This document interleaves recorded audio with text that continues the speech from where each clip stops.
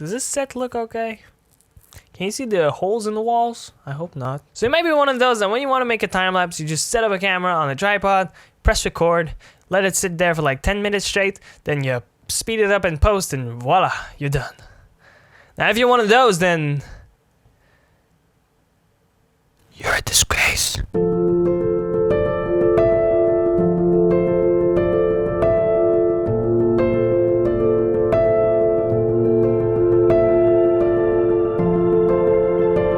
Okay, so before we start, we need to know a bit about camera basics. You see, when you usually want to shoot a video in slow motion, you usually need to be shooting at 60 frames per second or higher. This means that the camera needs to create more images than usual, but in the same amount of time. The camera now needs to work harder, which usually translates to sacrificing image quality. This is why with my camera, I can only shoot 60 frames per second in 1080p. When I switched it to 4K, I don't have that option anymore. Now, if we switch around this knowledge and apply it to time lapses, this actually ends up going towards our advantage now. Because essentially, now we're giving more time for our camera to process the same amount of images. Okay, so now that we got this out of the way, let's go with our first tip, which is photos. Make sure you're shooting photos and not videos. Have you ever noticed how your photos just look better than your videos? That's because when you shoot video, the camera only outputs 8-bit worth of color, and in my case, 4K worth of resolution.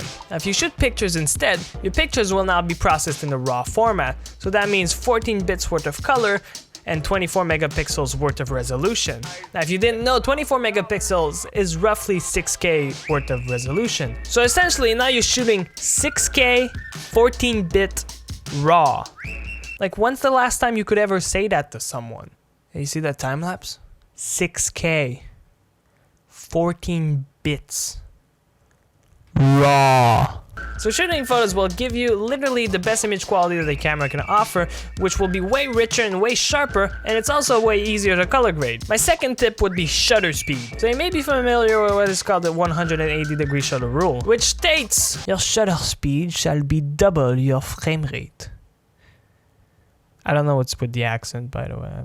So that means that if you're shooting 24 frames per second, you should have a shutter speed of 1/48, or usually people round it out to 1/50. But because this is a time lapse, your frame rate is now actually way slower. So let's say you want to shoot at 10x speed, now you need to shoot at 2.4 frames per second and a shutter speed of 1/5. What it'll do is it'll add motion blur and it'll make your time lapse look way less jittery. Now keep in mind that the slower your shutter speed will be, the faster the time lapse will go, but also the longer your time lapse will take to shoot. Now with this newfound knowledge, you might be tempted at using a smaller aperture so you could get the correct exposure. Now I would strongly advise you to not do that, because let's say you're shooting at f22, then your depth of field will be so large that now you'll be able to see the dust particles on your lens.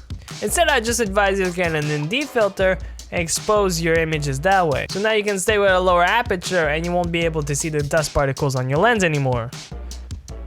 Or you could clean your lens.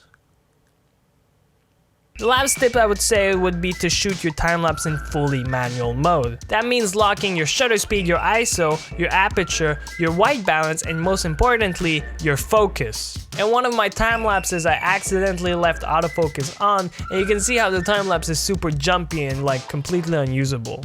Now make sure the frame rate is set to 24 frames per second and the resolution is the same as your camera. If you don't know what the resolution of your camera is, you can hit the properties on one of your images. It'll tell you the exact resolution in the details tab.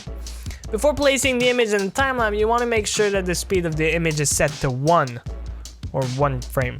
Then export the time-lapse and now you got yourself a beautiful time-lapse. Bonus tip, shoot at 3:2 instead of 16:9. You see, most cameras actually have a sensor that has the aspect ratio of 3:2. Now because your image is taller than a traditional 16:9 video, you now have extra resolution to adjust the image afterwards. Now if you want to step it up a notch, you can add movement with a slider or gimbal, but in my opinion that's very optional and you can definitely get a great time lapse with just a tripod.